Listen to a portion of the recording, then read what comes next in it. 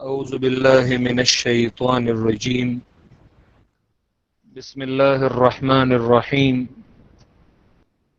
وإذ استسقى موسى لقومه فقلنا اضرب بعصاك الحجر فانفجرت منه 12 عينا قد علم كل أناس مشربهم كلوا واشربوا من رزق الله ولا تعثوا في الأرض مفسدين.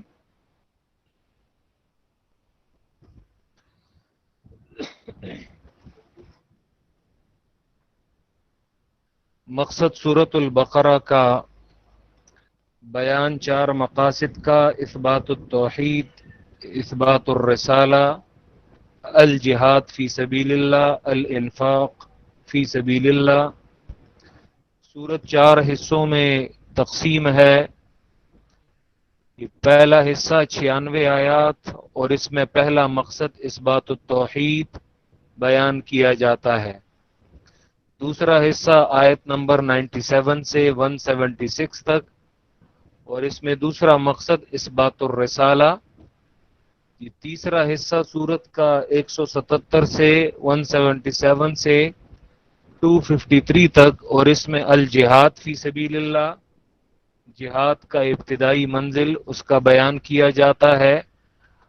اور چوتھا حصہ 254 سے یہ آخر تک ہے اور اس میں الانفاق فی سبیل اللہ۔ یہ پہلا حصہ جو 96 آیات پر مشتمل ہے، یہ 3 ابواب ہیں۔ باب اول 20 آیات اور اس میں ان 3 گروہوں کی تفسیر اور وضاحت تھی جو سورۃ الفاتحہ میں اجمالاً اور مختصراً گزر چکے تھے۔ یہاں پہ ان کی صفات، ان کا حکم دنیاوی اور حکم اخروی مزید وضاحت کے لیے 2 مثالیں ذکر کی گئیں۔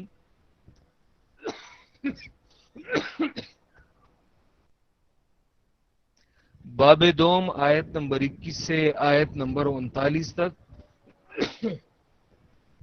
جس میں عام خطاب یا ایھا الناس، دعوی توحید اعبدوا ربکم، اور اس دعوے کو ثابت کرنے کے لیے 5 عقلی دلائل، ثمرہ دلائل فلا تجعلوا للہ اندادا۔ پھر آیت نمبر 23 میں 4 باتیں ذکر کی گئیں: دلیل وحی دعوی توحید پر، قرآن کی حقانیت، اثبات رسالت اور مطالبہ دلیل۔ 24 نمبر آیت میں زجر اور تخویف دی گئی توحید کے نہ ماننے والوں کو، اور آیت نمبر 25 میں کامل بشارت اور خوشخبری دی گئی توحید کے ماننے والوں کو، اور آیت نمبر 26 میں ان اللہ لا یستحیی میں دفع الاعتراض کیا گیا کہ اعتراض یہ تھا کہ یہ اللہ کی کیسی کتاب ہے کہ اس میں چھوٹی چھوٹی مثالیں کہ آگ اور پانی کی یہ ذکر کی جاتی ہیں۔ جواب: مثال بذات مقصود نہیں ہوتی، بلکہ مثال کسی بات کی وضاحت کے لیے پیش کی جاتی ہے۔ پھر آیت نمبر 28 کیف تکفرون باللہ سے نعم اربعہ، پہلی نعمت تم عدم تھے، تمہیں وجود بخشا، کیف تکفرون باللہ۔ دوسری نعمت، یہ زمین کی تمام نعمتیں تمہارے فائدے کے لیے پیدا کی گئی ہیں، کیف تکفرون باللہ۔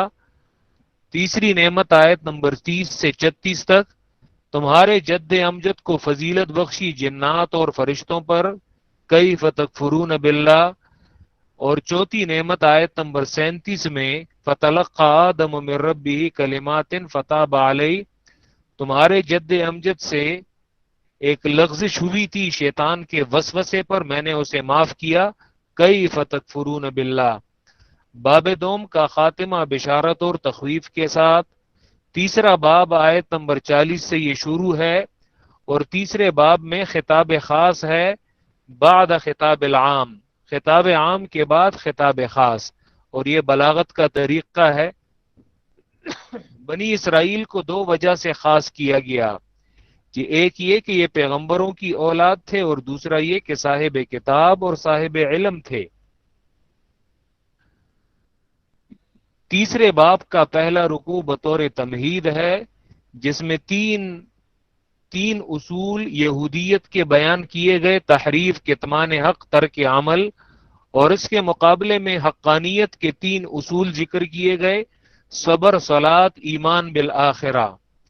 دوسرے یا بنی اسرائیل آیت نمبر 47 سے آیت نمبر 62 تک یہ خطاب اول ہے، جس میں 8 نعمتیں بنی اسرائیل پر اور 2 عذاب اور تتمہ بالترغیب ہے۔ یہاں تک ہم 7 نعمتیں پڑھ چکے ہیں اور 1 عذاب ہم پڑھ چکے ہیں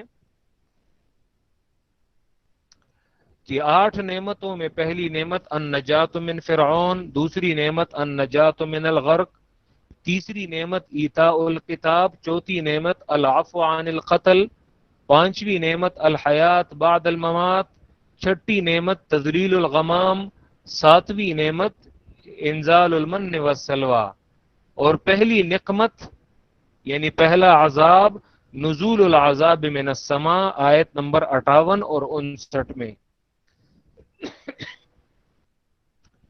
جی آج کے درس میں یہ آیت نمبر 60 ہے کہ اور اس میں 8ویں نعمت ہے اس پہلے خطاب کی جو آخری نعمت ہے، اور وہ ہے 8ویں نعمت انفجار العیون من الحجر، پتھر سے چشموں کا پھوٹنا، پتھر سے چشموں کا جاری ہونا۔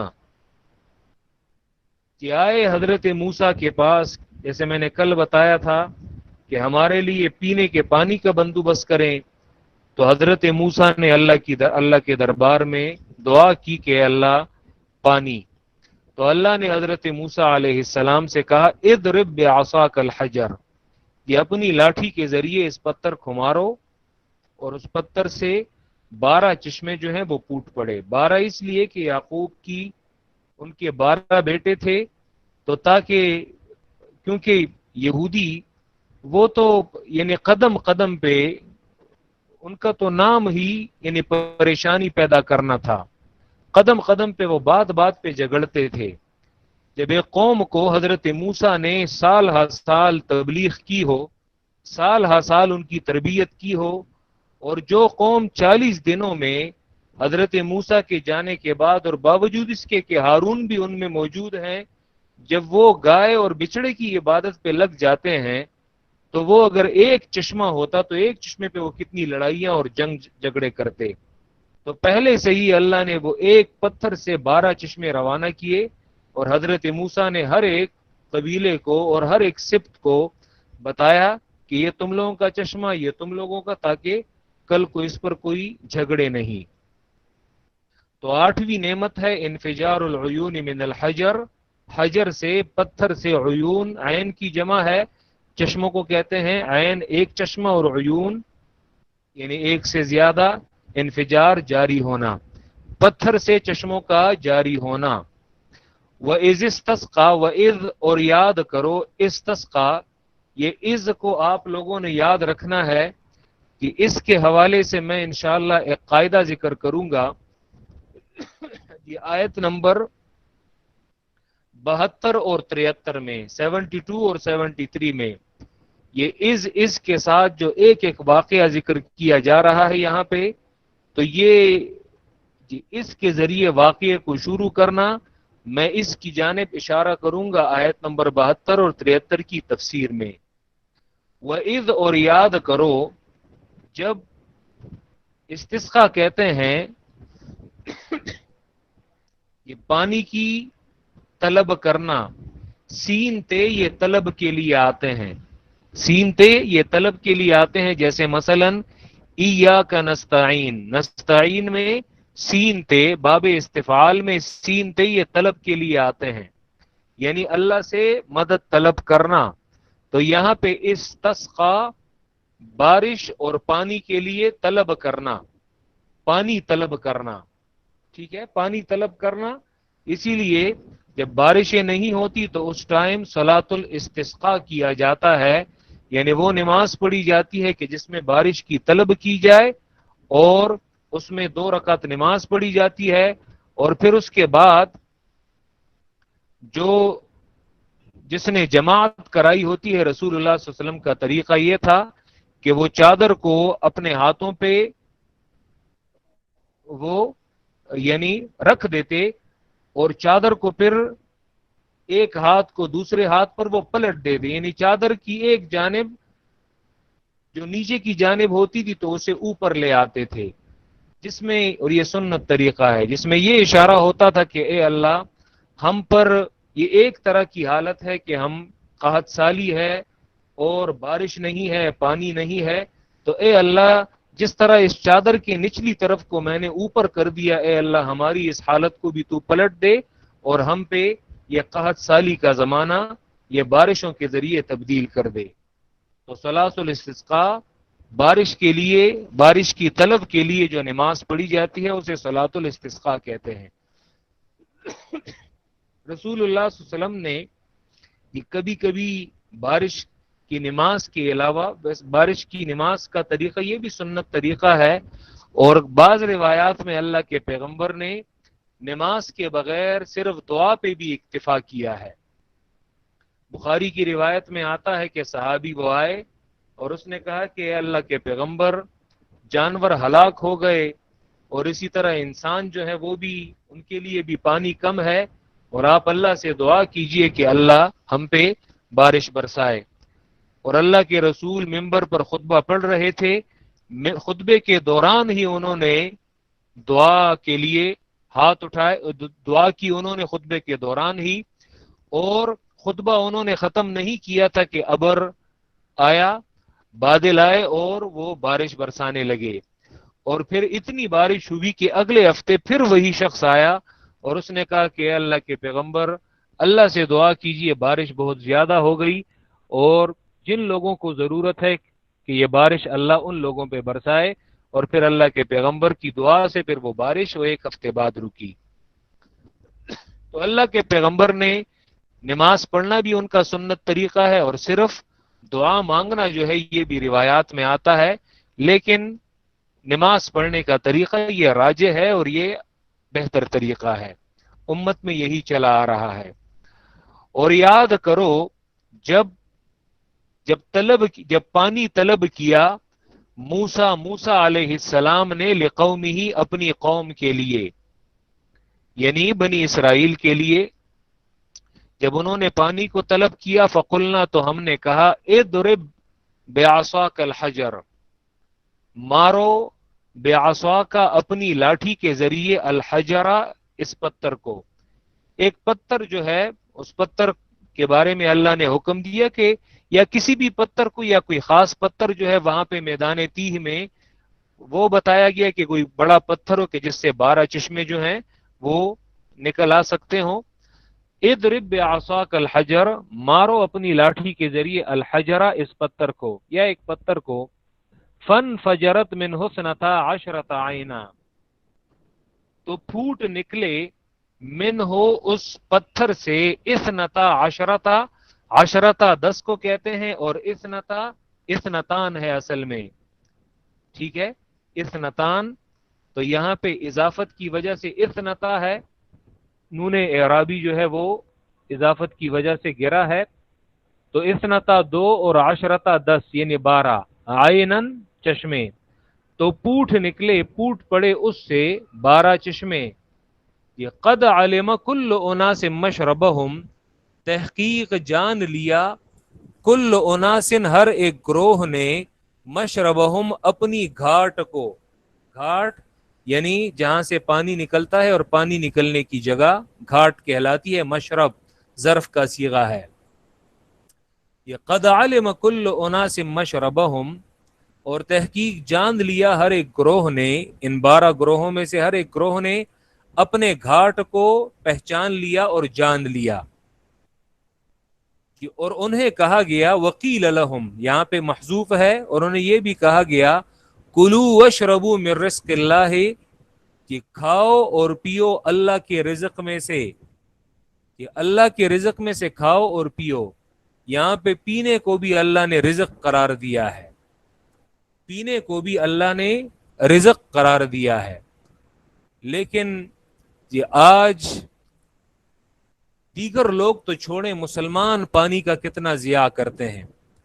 پانی کہ اس کی قدر اور اس کی قیمت تو ان لوگوں سے جانی جائے جو جنوبی علاقوں سے تعلق رکھتے ہیں، ساؤتھ کے ایریا سے تعلق رکھتے ہیں، کیونکہ ہمارا وہاں پہ اکثر آنا جانا ہوا ہے دوست احباب کے یہاں. تو ان کے ہاں یعنی پانی کی اتنی مشکلات ہوتی ہے کہ یہاں پہ ہم جو اسے سڑکوں پہ بہاتے ہیں اور اس کا جو بے دریغ استعمال کرتے ہیں، تو یاد رکھیں یہ اللہ کے رزق کو سڑکوں پہ بہانا ہے، اور گھروں میں اس طرح پانی کو بہایا جاتا ہے، گھروں میں اسے بہایا جاتا ہے. میں نے غالباً یا آپ کے اس درس میں اور یا درس میں نہیں تو جو اصول حدیث اور حدیث کی کلاس میں ماسٹر والوں کو پڑھاتا ہوں، تو اس میں نے انہیں رسول اللہ صلی اللہ علیہ وسلم وہ وضو میں اور غسل میں کتنا پانی وہ استعمال کرتے تھے، تو میں نے وہاں پہ انہیں یہ بتایا ہے کہ رسول اللہ صلی اللہ علیہ وسلم وہ وضو میں اور غسل میں کتنا پانی استعمال کرتے تھے.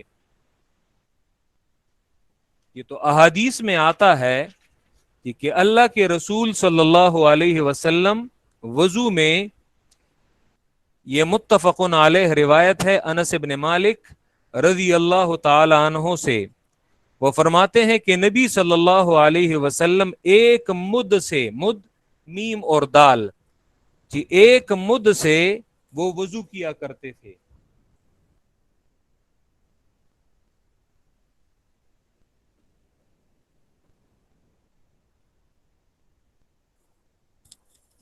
نبی صلی اللہ علیہ وسلم ایک مد سے وضو کیا کرتے تھے، اور ایک صاع سے 5 مد تک، یعنی 5 مد سے وہ غسل فرمایا کرتے تھے. ٹھیک ہے، یعنی غسل میں زیادہ سے زیادہ 1.25 صاع اور کم سے کم 1 صاع. 1 صاع جو ہے وہ 4 مد کے برابر ہوتا ہے. تو آسان لفظوں میں وضو 1 مد سے کیا کرتے تھے، اور غسل 5 مد سے، یعنی 4 سے بھی کبھی کرتے تھے اور کبھی کبھی وہ 4 کی بجائے 5 مد سے کرتے تھے. جی اب مد کا وزن جو ہے وہ کیا ہے آج کے دور میں؟ کہ ایک مد کا وزن ہے 787، یہ بالکل میں آپ کو ایگزیکٹ بتا رہا ہوں، 787 گرام، 787 گرام یہ ایک مد کا وزن ہے. یعنی 3 پاؤ جو ہوتے ہیں وہ 750 گرام ہوتے ہیں. 3 پاؤ یعنی 1 کلو میں 4 پاؤ ہوتے ہیں، 1 پاؤ میں 250 گرام ہوتے ہیں، اور 1 کلو میں 1000 گرام، تو 750 گرام یہ 3 پاؤ ہے. تو تقریباً یعنی 3 پاؤ سے 37 گرام اوپر. آسان الفاظ میں اگر ہم اسے راؤنڈ فگر میں 800 گرام بھی لے لیں، 800 گرام ایک مد، یعنی کلو سے بھی 200 گرام کم پانی. یعنی ایک خاص برتن ہوتا تھا کہ جس میں 1 مد پانی، اور پھر اس کا اندازہ علماء نے لگایا ہے کہ 1 مد جو ہے وہ یعنی 800 گرام کے قریب ہوتا ہے، اگرچہ 800 سے کم ہے. تو اب اس سے اندازہ آپ لگائیں، یہ 4 مد کا وزن 8 ملٹیپلائی بائی 4 3200 گرام، یا اگر زیادہ سے زیادہ 5 مد کر لیں تو یعنی 4000 گرام، 4 کلو. رسول اللہ صلی اللہ علیہ وسلم 4 کلو پانی سے وہ غسل فرمایا کرتے تھے. کہ اب مسنون غسل اور اس کا اندازہ لگائیں، اور پھر آج مسلمانوں کا جو اسراف ہے اس کا اندازہ لگائیں کہ وہ پانی میں کتنا اسراف کرتے ہیں. اور یہ بھی صحیح حدیث ہے کہ اللہ کے رسول صلی اللہ علیہ وسلم نے فرمایا کہ تم وضو میں 3 مرتبہ اپنے اعضاء کو دو. روایات اس میں مختلف آتی ہیں، یعنی 1 مرتبہ بھی منقول ہے، 2 مرتبہ بھی منقول ہے، لیکن کامل سنت کہ اعضاء کو 3 مرتبہ دھونا ہے. تو رسول اللہ صلی اللہ علیہ وسلم صحابہ سے فرماتے تھے کہ آپ نے وضو میں اپنے اعضاء کو 3 مرتبہ دھونا ہے. وَإِن كُنْتَ عَلَى نَهْرٍ جَارٍ، اگرچہ تم بہتی نہر پہ ہی کیوں بیٹھے نہ ہو. یعنی کوئی یہ نہ کہے کہ چونکہ میں تو بہتی نہر پہ بیٹھا ہوں اور یہاں پہ جتنا پانی میں استعمال کرنا چاہتا ہوں تو 3 کی بجائے میں 10 مرتبہ اپنے چہرے اور ہاتھوں کو دھوتا ہوں. یاد رکھیں نہر جاری پہ بھی تم نے 3 مرتبہ سے اعضاء کو زیادہ وہ نہیں دھونا. قرآن کہتا ہے کلو واشربوا من رزق اللہ، کھاؤ اور پیو اللہ کے رزق میں سے. وَلَا تَعْصَوْا فِي الْأَرْضِ مُفْسِدِينَ، اور مت پھرو زمین میں فساد کرنے والے، زمین میں فساد کرنے والے مت پھرو.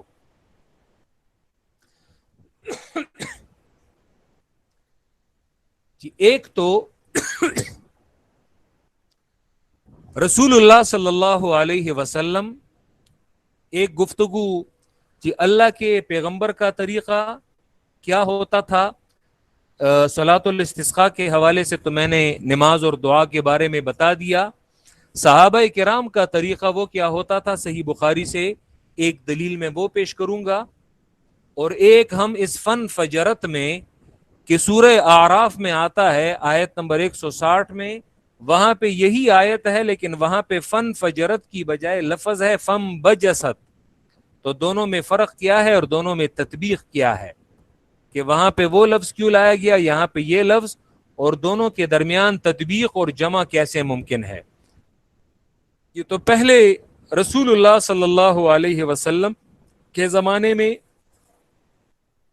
کیا طریقہ تھا، صحابہ کرام وہ استسقاء کے لیے کیا کرتے تھے.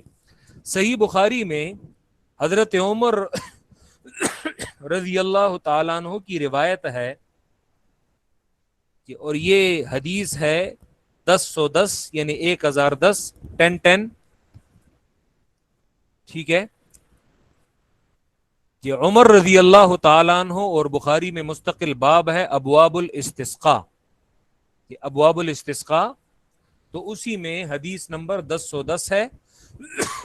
عمر رضی اللہ تعالیٰ عنہ ان کا طریقہ یہ تھا کہ اذا قحطوا، جب ان کے زمانے میں قحط آتا، بارشیں نہ ہوتی، تو استسقى بالعباس ابن عبد المطلب، تو وہ عباس ابن عبد المطلب یعنی رسول اللہ کے جو چچا تھے، تو ان سے وہ استسقاء کروایا کرتے تھے.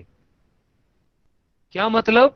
یعنی حضرت عباس کی دعا کے ذریعے محدثین اس کا معنی کرتے ہیں استسقى بدعاء عباس ابن عبد المطلب، کہ وہ استسقاء کراتے تھے، بارش کے لیے وہ دعا کراتے تھے عباس ابن عبد المطلب یعنی رسول اللہ کے چچا عباس کے ذریعے. حدیث میں دعا کا لفظ نہیں ہے لیکن محدثین نے حدیث سے یہی معنی لیا ہے. اور پھر حضرت عمر فرماتے تھے اللہم انا کننا نتوسل الیک بنبینا، کہ اے اللہ ہم تمہیں رسول اللہ اپنے نبی کا وسیلہ پیش کرتے تھے، فتسقینا، تو ہم پہ بارش برساتا. وَإِنَّا نَتَوَسَّلُ، لیکن اب چونکہ پیغمبر دنیا میں ہے نہیں، وَإِنَّا نَتَوَسَّلُ إِلَيْكَ بِعَمِّ نَبِيِّنَا، اور اب ہم آپ کو اپنے پیغمبر کے چچا کا وسیلہ پیش کرتے ہیں، فسقنا، تو ہم پہ بارش برسا. یہ تو جو لوگ صرف یہ لفظ وسیلہ سے وہ یہ معنی لیتے ہیں کہ دیکھو ذات کا وسیلہ یعنی اللہ کے پیغمبر کے ذات کو، وہ کہ اللہ کے ہم تمہارے پیغمبر کے ذات کو وسیلہ بناتے ہیں، اور دعاؤں میں جی انسانوں کے ذات کو وسیلہ بنایا جا سکتا ہے کہ اے اللہ فلاں کے وسیلے سے. ہم کہتے ہیں یہ ٹھیک نہیں ہے، بلکہ اس میں کہ اگر انہوں نے پیغمبر کو بھی وسیلے میں پیش کیا ہے تو پیغمبر اپنے دور میں جب وہ زندہ تھے تو وہ دعا کرتے تھے. یہاں پہ بنبینا اے بدعاء نبینا، کہ اے اللہ ہم تمہاری جانب، تمہاری طرف اپنے پیغمبر کی دعا کا وسیلہ پیش کرتے تھے. اور دعا کا وسیلہ وہ جائز ہے، یعنی آپ کسی نیک بندے سے کہیں کہ میرے لیے دعا کریں، یاد رکھیں یہ توسل اور یہ وسیلہ یہ جائز ہے. اور اب چونکہ پیغمبر ہے نہیں دنیا میں، تو اب ان کے چچا ہیں ان کے خاندان کے، تو ہم اب ان کے چچا کی دعا کو آپ کے دربار میں بطور وسیلہ پیش کرتے ہیں، اور حضرت عباس دعا کرتے تو ان پر بارش جو ہے وہ ہو جاتی. کہ اگر رسول اللہ کے ذات کو انہوں نے بطور وسیلہ پیش کرنا ہوتا تو یاد رکھیں رسول اللہ کی ذات ان کی وفات کے بعد بھی ان کی ذات کو بطور وسیلہ بنایا جا سکتا تھا، لیکن یاد رکھیں کیونکہ رسول اللہ، اسی لیے جب وہ زندہ تھے لا محالہ یہی معنی کرنا پڑے گا کہ جب رسول اللہ زندہ تھے تو وہ دعا کر سکتے تھے اور ان کی دعا کو وسیلہ بنایا جاتا تھا. اب چونکہ وہ دنیا سے چلے گئے ہیں تو اسی لیے اب وہ دعا مانگ نہیں سکتے، تو جو زندہ فرد ہے ان کے خاندان کا وہ ان کے چچا ہیں، تو وہی بارش کے لیے دعا کر سکتے ہیں. ورنہ رسول اللہ کی ذات کو ان کی وفات کے بعد بھی حضرت عمر اپنے دور میں پیش کر سکتے تھے، لیکن پیش نہیں کیا.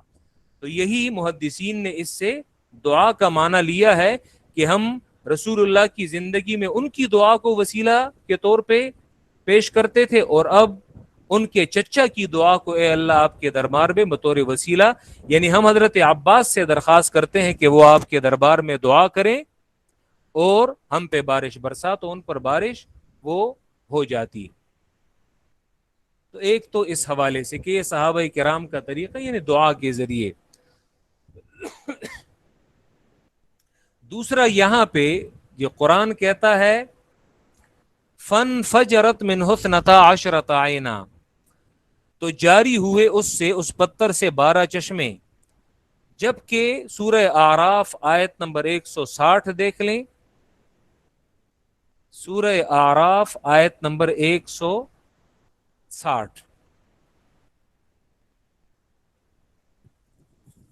یہ پارہ نمبر 9، سورہ اعراف آیت نمبر 160.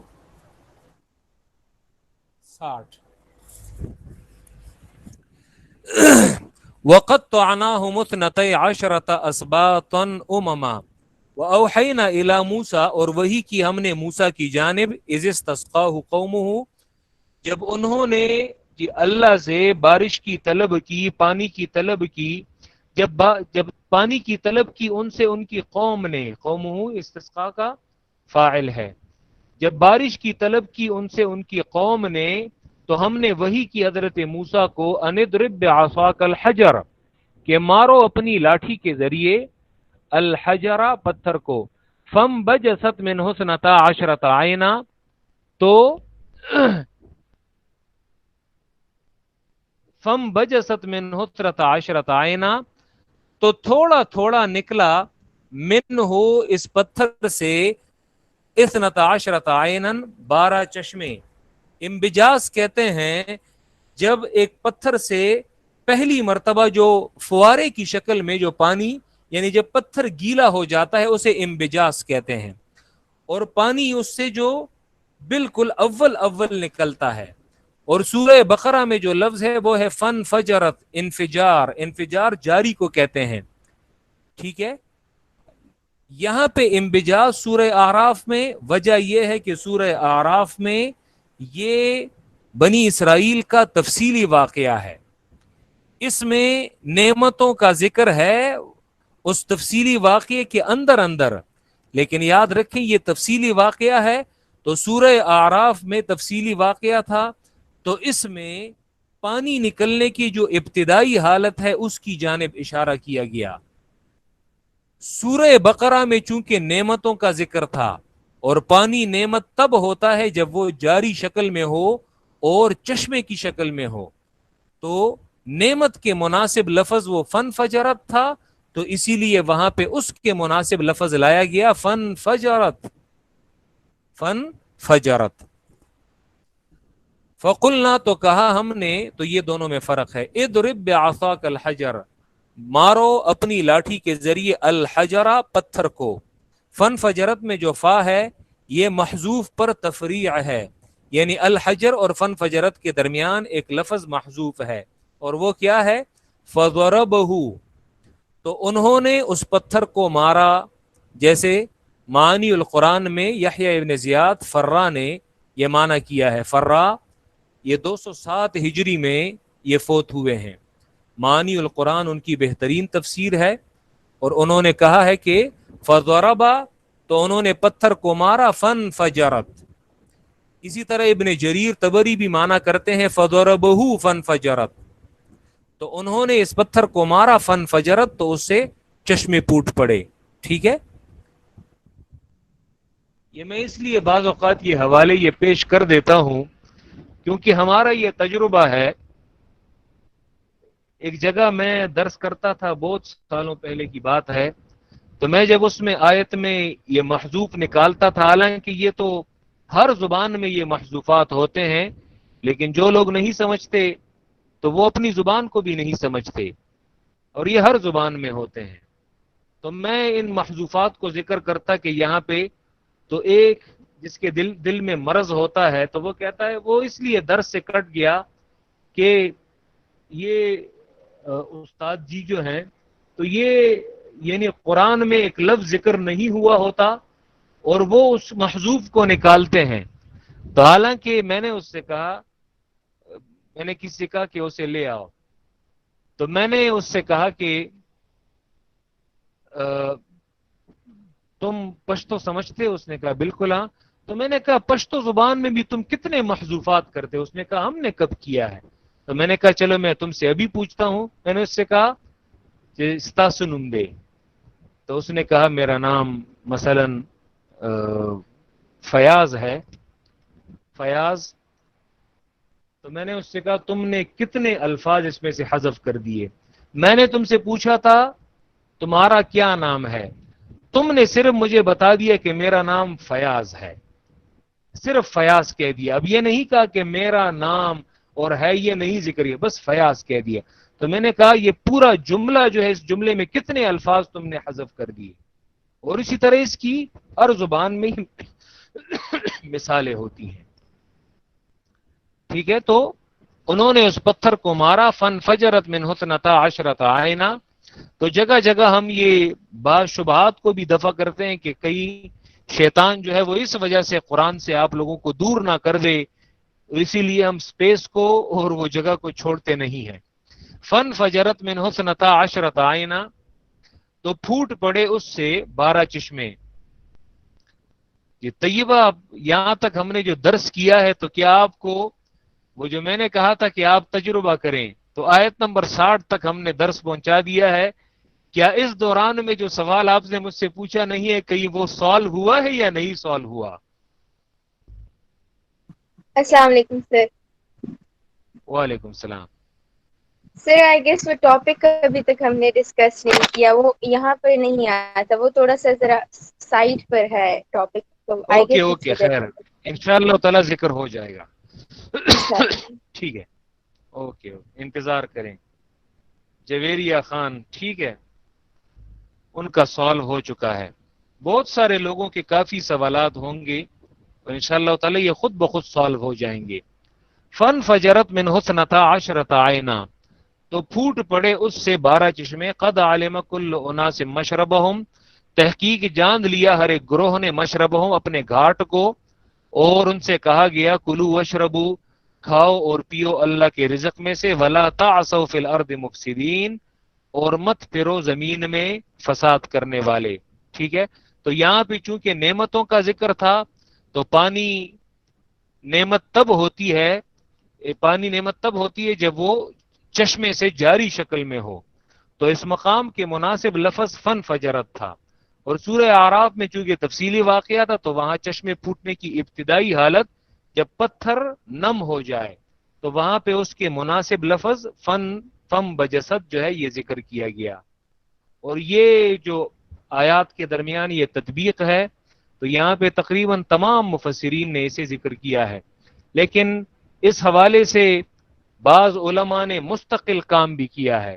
ویسے تو تفاسیر میں یہ تطبیق ذکر ہے، لیکن بعض علماء نے کہ اس حوالے سے کہ قرآن میں جو مکرر آیات ہیں، جیسے اس میں ایک عالم ہیں حمزہ کرمانی. حمزہ کرمانی جو ہے یہ 505 ہجری میں ان کی ڈیتھ ہوئی ہے، بالکل اسی سال جس سال امام غزالی فوت ہوئے ہیں. تو ان کی کتاب کا نام ہے اسرار التکرار فی القرآن. یہ قرآن میں جو آیات تکرارن یعنی ایک جیسی آیات ہیں تو ان میں جو راز پنہا ہیں، اسرار پنہا ہیں، تو ان میں کون کون سے راز ہیں. ٹھیک ہے، تو یہاں پہ وہ انی فم فجرت ان فم بجسد کے درمیان وہ یہی تطبیق وہ ذکر کرتے ہیں. ٹھیک ہے، اسی طرح تمام مفسرین نے بھی یہ ذکر کیا ہے. آج کے لیے ایک آیت جو ہے یہ کافی ہے. وَإِذِ اسْتَسْقَىٰ مُوسَىٰ لِقَوْمِهِ، اور یاد کرو جب پانی طلب کیا موسیٰ علیہ السلام نے لقومه اپنی قوم کے لیے، فقلنا تو ہم نے کہا اضرب مارو بعصاک اپنی لاٹھی کے ذریعے الحجرہ پتھر کو. اور موسیٰ کی عجیب لاٹھی ہے کہ اگر پتھر کو وہ دے مارتے ہیں تو اس سے چشمے پھوٹ پڑتے ہیں. عجیب لاٹھی ہے. جب ان سے کہا گیا سورہ طٰہٰ میں وما تلک بیمینک یا موسیٰ، موسیٰ یہ تیرے دائیں ہاتھ میں کیا ہے؟ قال ہی عصای، تو کہا یہ میری لاٹھی ہے. ہمسا، پشتو میں ہمسا کہتے ہیں کہ اتوکا علیہا، اس پہ ٹیک لگاتا ہوں، اور واحش بہا علی غنمی، اور اس پر اپنی بھیڑ بکریوں کے لیے جو ہے درخت سے پتے جو ہے وہ جھاڑتا ہوں. اور ولی فیہا مآرب اخرى، اور میرے لیے اس میں اور بھی کئی فائدے ہیں. تو وہ کئی فائدے اور کون کون سے ہیں؟ یہاں پہ ایک فائدہ یہ ہے کہ حضرت موسیٰ سے اللہ نے کہا مارو، پتھر سے 12 چشمے پھوٹ پڑے. جب کہا دریا کو مارو تو دریا میں خشک راستے ہو گئے. جب کہا کہ فرعون کے دربار میں پھینک دو تو وہاں پہ اس سے ثعبان مبین اژدہا بن جاتا ہے. تو عجیب لاٹھی ہے. فانفجرت منہ اثنتا عشرۃ عینا، اور یہی لاٹھی، اس کا ذکر جو ہے، ویسے وہ تو سلیمان کی لاٹھی ہے. سلیمان کی لاٹھی وہ انشاءاللہ سورہ سبا میں حضرت سلیمان کی لاٹھی، وہاں پہ اس کے لیے لفظ من سآ آتا ہے، من سآ، ان کی لاٹھی. کہ جب حضرت سلیمان علیہ السلام جب وہ ان کی وفات کا وقت آ گیا تو وہاں پہ انہوں نے ایک لاٹھی پہ ٹھیک لگائی اور انہوں نے شیشے کا ایک کمرہ جو ہے وہ بنا لیا. جنات جو ہے وہ بیت المقدس کی تعمیر کر رہے تھے، بیت المقدس کی تعمیر کر رہے تھے، اور انہوں نے کہا کہ مالک جو ہے وہ تو سر پہ کھڑے ہو گئے. تو دن رات انہوں نے محنت کرنا جو ہے وہ نان سٹاپ جو ہے وہ شروع ہو گئے. سلیمان علیہ السلام سے کھڑے کھڑے ہی ملک الموت نے روح قبض کر لی، اور وہ اس لاٹھی کے سہارے وہ کھڑے رہے. اور پھر دیمک نے اس لاٹھی کو چاٹنا شروع کیا اور اس کو کھانا شروع کیا، اور جب بالکل اس کو کھوکھلا کر دیا، اور کچھ عرصے کے بعد جب سلیمان وہ لاٹھی یعنی وہ ٹوٹ گئی اور ان کا بدن جو ہے وہ گر گیا زمین پر. فلما خر تبینت الجن، تو بس جب ان کا بدن گر گیا تو اس کے بعد جنات کو پتہ چلا کہ مالک جو ہیں وہ تو یعنی وفات پا چکے ہیں. تو قرآن وہاں پہ یہ ذکر کرتا ہے کہ اگر جنات عالم الغیب ہوتے تو وہ اس ذلت کے عذاب میں زندگی نہ گزارتے. حالانکہ لوگ آج جنات سے تعویذیں اور یہ چیزیں نکالتے ہیں کہ جنات کو ہمارے گھروں میں تعویذوں کا پتہ ہے، لیکن وہ وہاں پہ جنات کو سامنے سلیمان علیہ السلام کے کھڑے ہونے کا یعنی انہیں یہ پتہ نہیں ہے کہ ان سے روح جو ہے وہ قبض کی جا چکی ہے، لیکن وہ بظاہر یہی سمجھ رہے تھے کہ وہ ابھی زندہ ہیں اور ہمارے سر کے اوپر کھڑے ہیں. دوسری اس سے یہ بات بھی پھر وہاں پہ ثابت ہوتی ہے، یہ بعض لوگوں کا جو تبرکات کے حوالے سے یہ عقیدہ ہے کہ یاد رکھیں پیغمبر کے جو تبرکات ہوتے ہیں ان کے متبرک ہونے میں کوئی شک نہیں ہے. یعنی اگر پیغمبر کسی زمین پر پاؤں رکھے اور اس کے نیچے سے جو مٹی ان کے قدم کے ساتھ لگتی ہے یقیناً وہ ایک متبرک مٹی ہے، اس میں کوئی شک نہیں ہے. لیکن یاد رکھیں اگر وہ پیغمبر کے بدن کے ساتھ وہ ٹچ ہوئی ہو، ٹھیک ہے. لیکن تبرکات کے حوالے سے یہ عقیدہ رکھنا کہ انہیں کوئی چیز جو ہے وہ نقصان نہیں پہنچا سکتی، تو یاد رکھیں حضرت سلیمان کی لاٹھی ہے اور انہیں دیمک جو ہے وہ کھا جاتا ہے اور وہ ختم ہو جاتی ہے. تو قرآن نے وہاں پہ اس سے یہ بھی ایک فائدہ وہ نکلتا ہے. تو فقل نضرب بعصاک الحجر، تو کہا ہم نے مارو اپنی لاٹھی کے ذریعے الحجرہ اس پتھر کو. اور انشاءاللہ تبرکات پہ ہم اسی صورت میں کہیں پہ بحث کر لیں گے کہ تبرکات سے مراد کیا ہے، اور معصوم کے تبرکات وہ تو ٹھیک ہے ثابت ہیں، لیکن کسی اور کے تبرکات تو یاد رکھیں اس پہ کوئی دلیل نہیں ہے. تو موسیٰ نے اس پتھر کو مارا، فن فجرت من حسنتا عشرت آئینہ، تو پھوٹ پڑے اس سے 12 چشمے، قد علم کل اناس مشربہم، تحقیق جان لیا ہر ایک گروہ نے، مشربہم اپنے گھاٹ کو، اور ان سے کہا گیا، اور انہیں کہا گیا کلو کھاؤ، وشربو اور پیو، من رزق اللہ اللہ کی رزق میں سے، ولا تعصوا فی الارض مفسدین اور مت پھرو زمین میں فساد کرنے والے۔ وآخر دعوانا ان الحمد للہ رب العالمین۔